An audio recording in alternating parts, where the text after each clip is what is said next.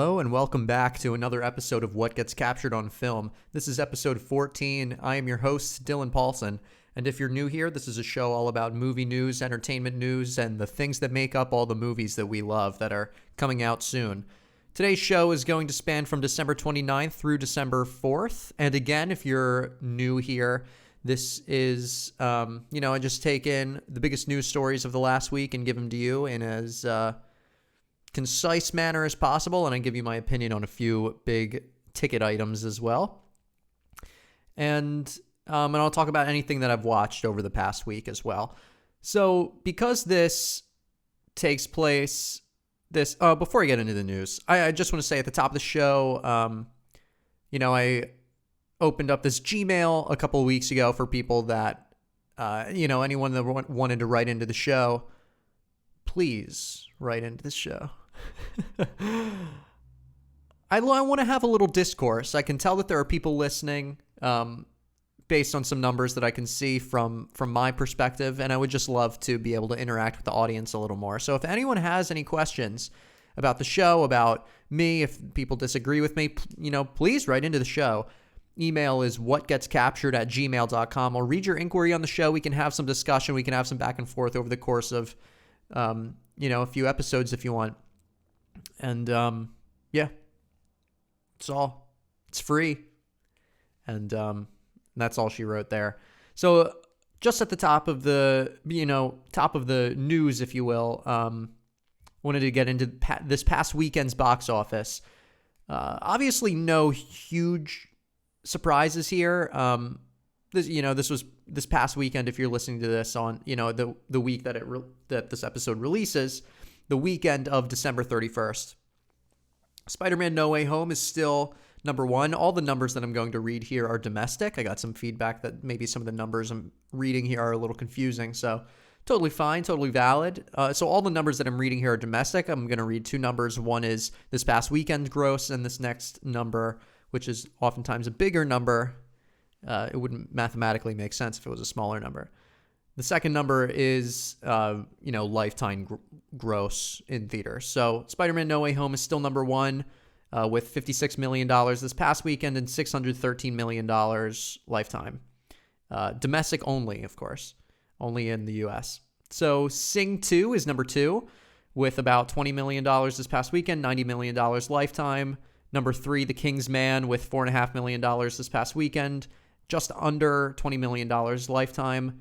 And number four, American Underdog with $3.9 million this past weekend and $4.7 million lifetime. And then number five, The Matrix Resurrections with $3.8 million this past weekend and $31 million lifetime. And again, all of this information is coming to you courtesy of IMDb Pro. There's a function on there. You can go to boxofficemojo.com, and it gives you all of the weekend rundowns. If you look at it on Monday, it's usually an estimate, and then the numbers kind of solidify as more theaters start reporting and more studios start reporting their numbers. So yeah, and then number five, Matrix Resurrections. Number six, West Side Story. Number seven, Ghostbusters Afterlife, hanging in there. Lifetime gross of $123 million domestically. It's crazy. That movie came out of nowhere. Not a big marketing push either. Number 8, Licorice Pizza. Number 9, Journal for Jordan. Number 10, Encanto. So Licorice Pizza, lifetime gross, it's only been in theaters it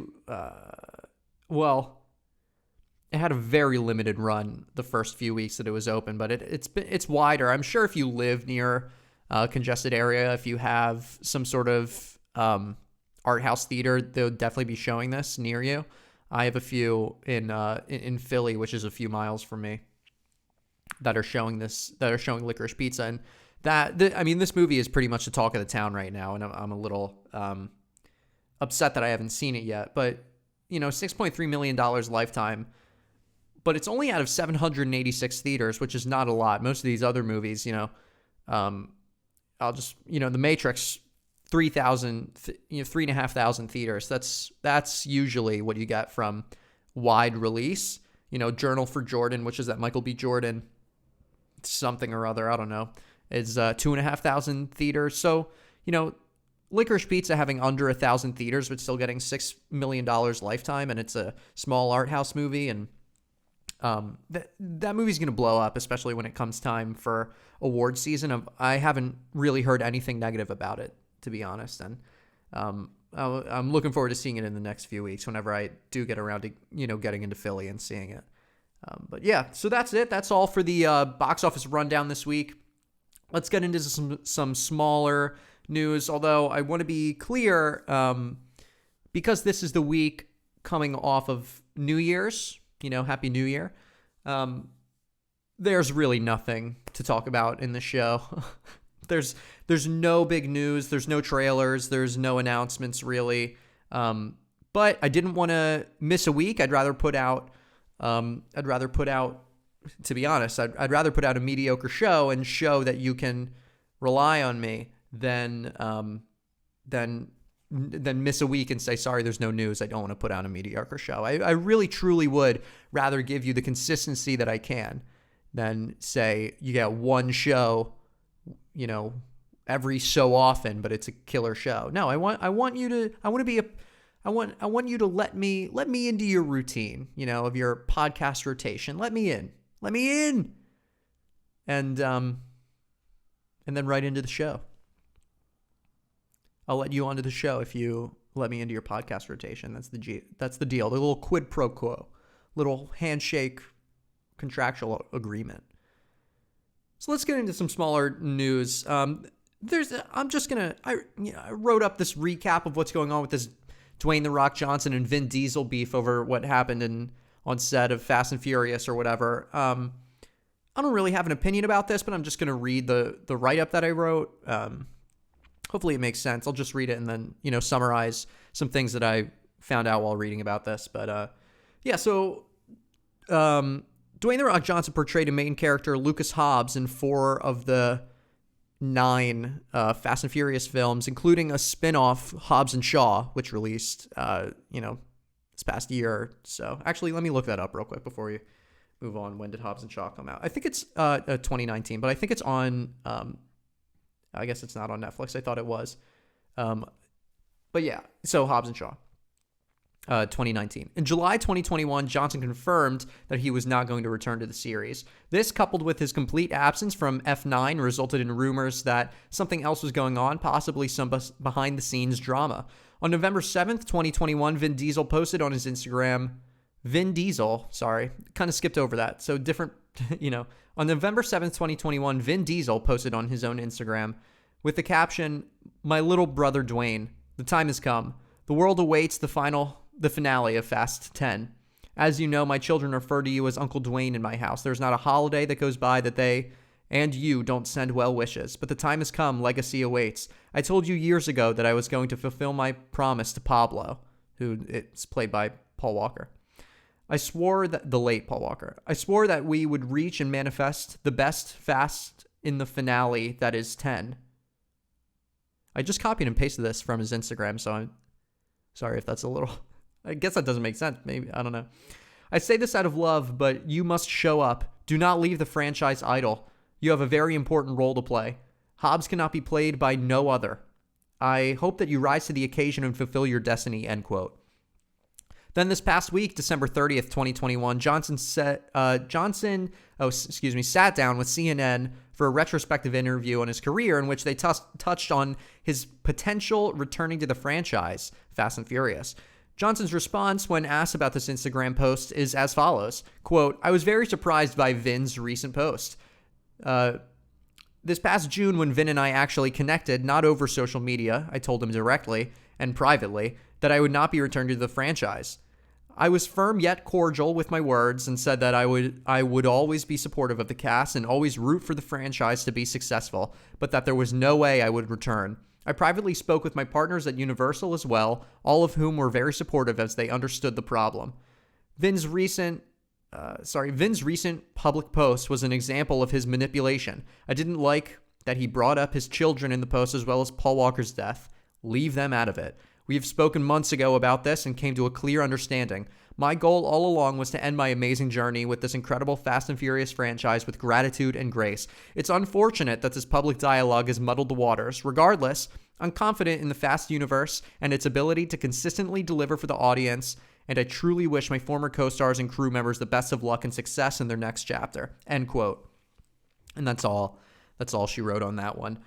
So yeah, that just happened this past week, was that Johnson sat down with CNN and addressed Vin Diesel's public Instagram post about the subject. So there we go. I think that's all we're really going to get about this. I think the story's cut cold and dry, and I normally wouldn't even report on something like this, but again, it's such a slow week that there's really nothing else to talk about. So I think that's all we're going to hear about this. Something clearly happened behind the scenes. Some sort of falling out between Johnson and Diesel. Maybe professionally, maybe personally. I don't think it's pertinent to the situation, but for whatever reason, Johnson is not going to return to Fast and Furious, and that's kind of it.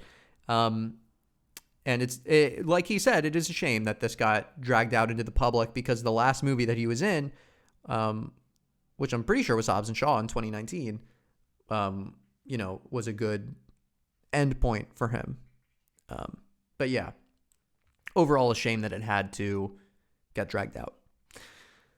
So yeah, that's it for the small things I wanted to talk about. And before I get into the big news stories, which again, there are none, but it's certainly something to talk about. I want to talk about what I've been watching this week. And this is kind of where the show gets a lot of its length, is sometimes I'll just talk at length about, whatever I've been watching, give a full in-depth review like I did with the past 3 big movies. Spider-Man No Way Home, Being the Ricardos, and Don't Look Up. And I stand by all of those reviews. Although I just want to say about Spider-Man, because some people have talked to me, some people in my personal life have listened to the show and talked to me and, said that I, it's too hard in the movie, whatever, blah, blah, blah. The only reason that I criticize movies, and I think that it is totally valid to criticize our art. I know that the only reason that I criticize these movies, because I do enjoy them. I enjoy watching almost any movie. I will definitely enjoy it. And when I say that I enjoy a movie, I'm not trying to blow smoke up anyone's ass. I genuinely enjoy the movie. But, the reason why I critique these movies in such detail, to really hone in on certain aspects and say, well, that really didn't work. Even if it seems small to a viewer, well, the overall movie was good, yes. But there has to be some sort of tier, right? And a lot of people, in this conversation about should Spider-Man be nominated for Best Picture, a lot of people in this space think that, there is a top tier of movies that isn't in reality. People think that this Spider-Man No Way Home is in this upper tier of movies where, the writing, acting, directing, and all of the behind the scenes business come together to form this incredible, cohesive, coherent product that is of the top of its class. And I think that it's not there. I don't think that Spider-Man No Way Home is on the same level of quality as, Parasite.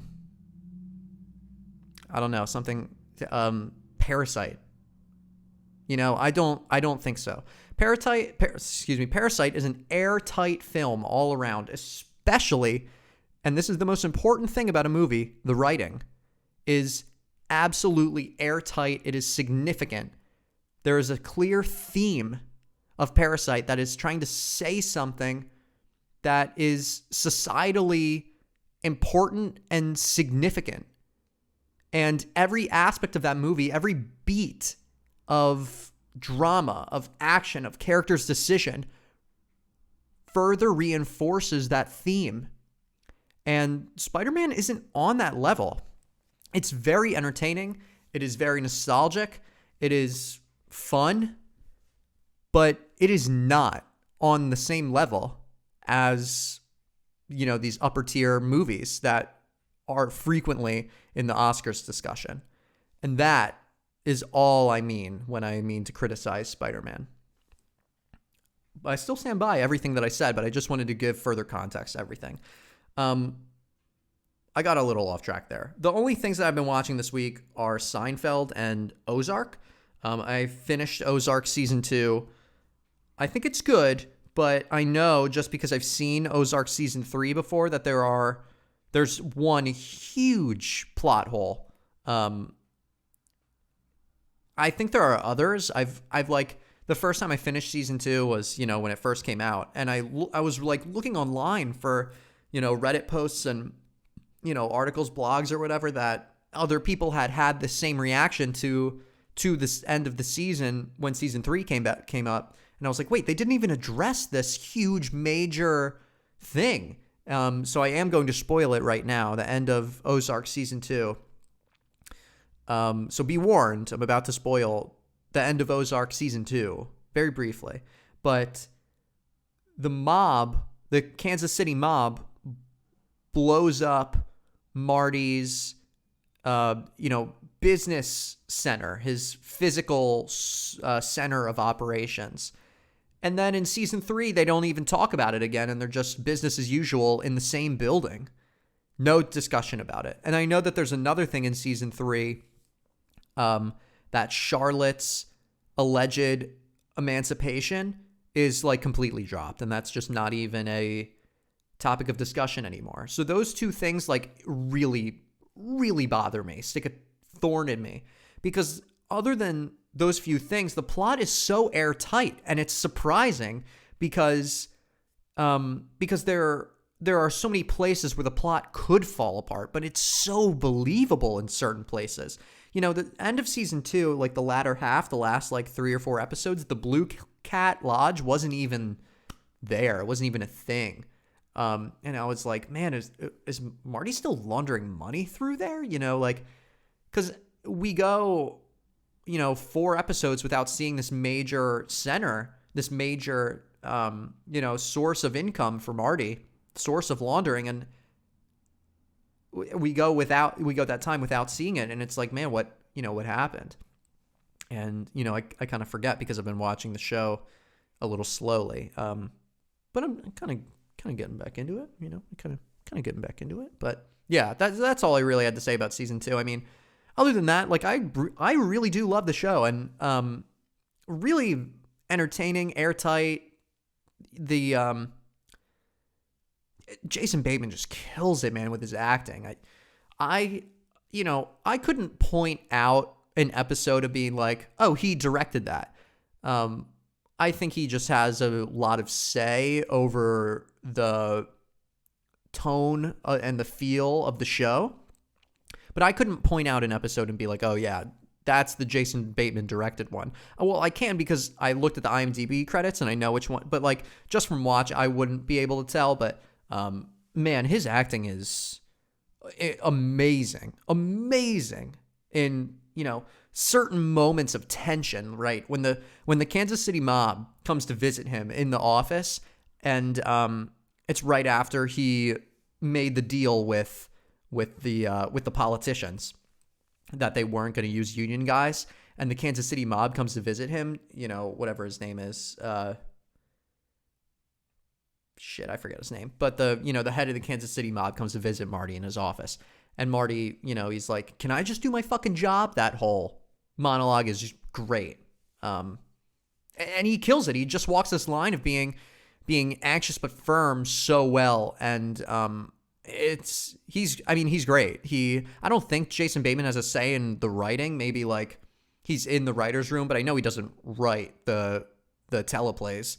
So, if he's not, it's just really interesting to know, or it's really interesting to see how confident he is in the writing, that he can perform this character so confidently. But, at this point he's been with Marty Byrde for, months. So, in production timeline. So that's that. I'm looking forward to watching season 3 again. And season 4 comes out, I think January 20th, which is very soon now. So I I'll catch up and then watch that, and I'll review that one as it comes out, unless some sort of big movie comes out or something. But I don't think so. I don't think there's anything in January. But yeah, that's all I have to say about that. All right, let's get into the news. Only one thing I wanted to talk about, and it's not even really a news story. It's a rumor, but so yeah, number one, according to rumors circling online, the new DC film The Flash will restart the continuity of DC Comics cinematic universe. The rumor began with a Twitter user by the name of ViewerAnon when he or she tweeted, "I hadn't heard all of this before, but I'd heard enough that leads me to believe it's true. Affleck is wiped out, Keaton in with Batgirl as successor, and a new Justice League being formed," end quote. As his tweet gained steam on Twitter and Reddit, other users that claim to have industry ties have begun to corroborate this rumor. What does this mean for the DC universe going forward? Well, it seems like they're going to try to do the whole, quote, cinematic universe thing again from the start, beginning with The Batman out this March and continuing with The Flash later this year. I think rebooting any series can be a good way to get in new fans who missed the beginning of the last series. However, I'm so tired of superhero films and every piece of mediocre media having to be tied to another to form some sort of universe. I think that I'm going to stay far away from all these films. I was intrigued by The Batman, and I still somewhat am. But the only redeemable notion of a new Batman film for me was that it was going to be independent of any other cinematic universe. I am now disappointed, but this is only a rumor. We'll see where this goes, and I'll continue to update as the story progresses. And that's pretty much all I can say. I pretty much wrote my opinion right into the story there. Little op-ed piece for you. But yeah, I mean, I'm just so tired of this. Why does every piece of media have to link to something else and create this whole sort of universe? Like, our time is valuable as consumers of media. So why are we forced to, we're not forced, but why are we, grabbed by the neck, by Disney, who owns so many different companies and says, you need to watch this, you need to like this. And in order to like this, you need to keep up with all of these shows. And you need to pay us $7 a month in order to have access to it, And you need to watch 6 of our movies a year in theaters, right? I'm sick of this. I know DC isn't Disney. I know that. But I'm absolutely fucking sick of this. Of this cinematic universe bullshit, of this, you gotta play the game and read the book and all the movies are interconnected. I'm sick of it. I'm fucking sick of it. If you think your product is good, then it can stand on its own. And that clearly failed with the last iteration of all the DC films. Clearly failed. Who's gonna watch Aquaman? Who's going to watch that? Maybe Wonder Woman was good, right? I don't know.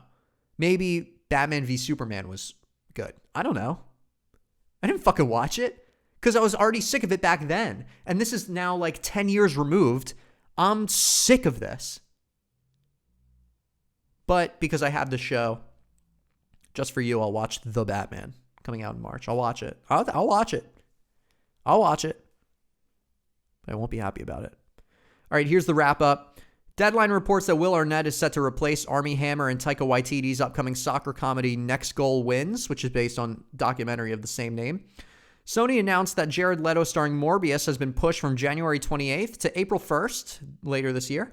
Deadline reports that Apple is in final negotiations to acquire Brad Pitt starring Untitled Formula One drama directed by Joseph Kosinski and written by Aaron Kruger. And last but not least, Betty White has passed away. Sad day. That was on New Year's Eve. And that's all the news. And I don't really have anything else to say about that other than R.I.P. Betty White. She's legit. Everyone has a connection to her from some sort of media. I challenge you to not have a connection to Betty White. She's legit. All right, what's new in theaters this weekend? The only thing is this movie called The 355.